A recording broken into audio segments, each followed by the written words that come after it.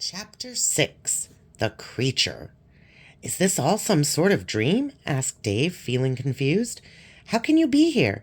You're back in Diamond City. I know this all must seem very strange and illogical, but it is no dream, said Robo-Steve.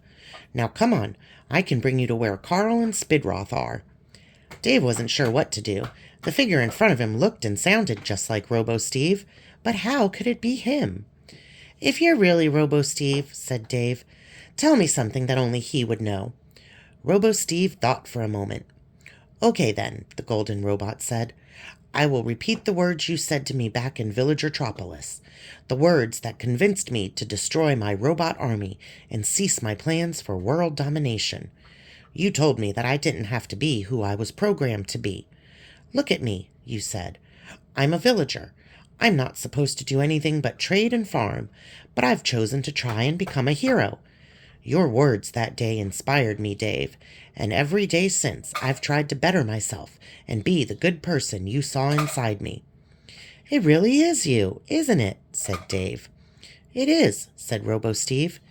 Now come, we must rescue Carl and Spidroth. Evil forces are searching for you, Dave, and you will soon need all the allies you can gather. Evil forces? Said Dave. Are you talking about Herobrine? Robo-Steve nodded. How can that be possible? Dave asked. He's trapped in Diamond City. He was, said Robo-Steve, but now he's free. He wants to find you, and then he will find an end portal and destroy the world. How do you know all this? Dave asked. What happened in Diamond City, and how are you here? New Diamond City was attacked by an old man on a robotic diamond dragon, said Robo-Steve. The city survived, but Herobrine escaped, slew the old man, and then flew off on the dragon's back. So Herobrine has the Ancient's dragon, thought Dave. That is not good.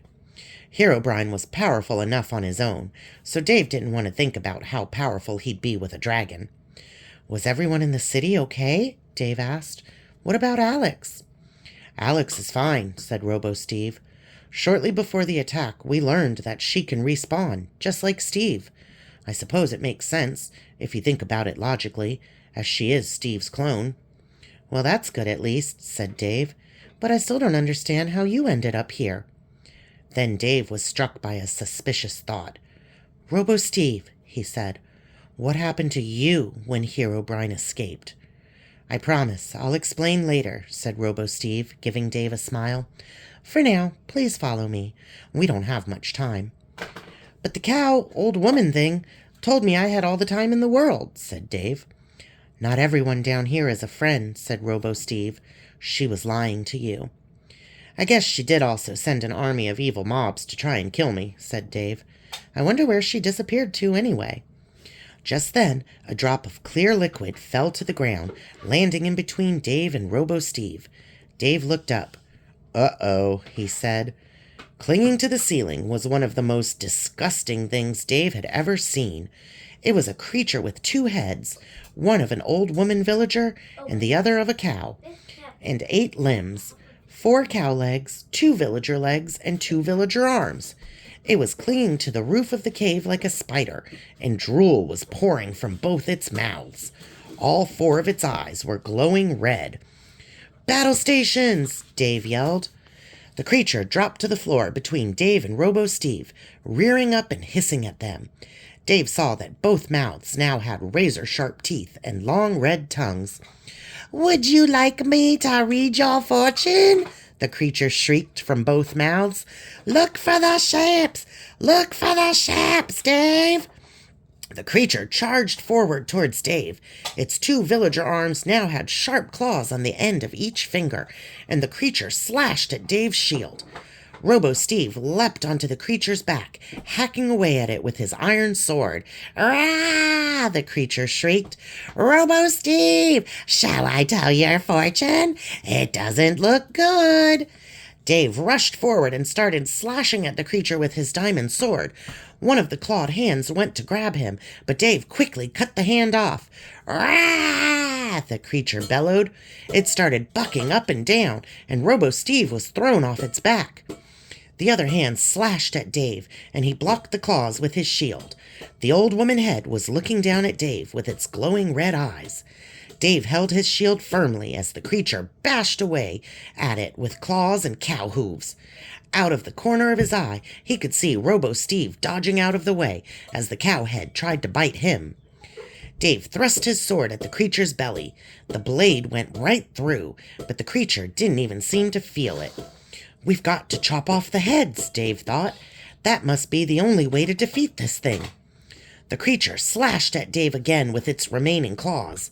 Dave dodged out of the way, dropped his shield, then used the creature's cow legs like a ladder, clambering up onto its back. The old woman's head hissed at Dave, its long red tongue shooting out and trying to grab him. Dave thwacked the tongue with his sword, then swoosh, chopped its head off. The cow head was still trying to attack Robo Steve, so Dave climbed across the creature's back towards it. He got his sword ready and was just about to cut the cow head off, but then the cow head swiveled around and hissed at him. Dave lost his balance, toppling off the creature and landing painfully on the ground. The creature spun around like a spider and looked down at him with its remaining head. "Time to die, Dave," the cow head hissed. Then Robo Steve appeared, jumping up and swoosh, chopping the cow head off with one strike of his sword. The creature flailed around for a few moments, then poof, it disappeared in a cloud of smoke. "Thanks," Dave said, as Robo Steve helped him to his feet. "That was just like old times," smiled Robo Steve. "It was good to fight alongside you again, Dave."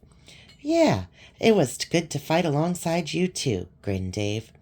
"I would have loved to have fought alongside you, Alex, Carl, and Porkins again one last time," said Robo Steve. "Well, maybe you will," said Dave. "Maybe," said Robo Steve with a sad smile. "Now come on, Dave. Time is of the essence. We need to get a move on."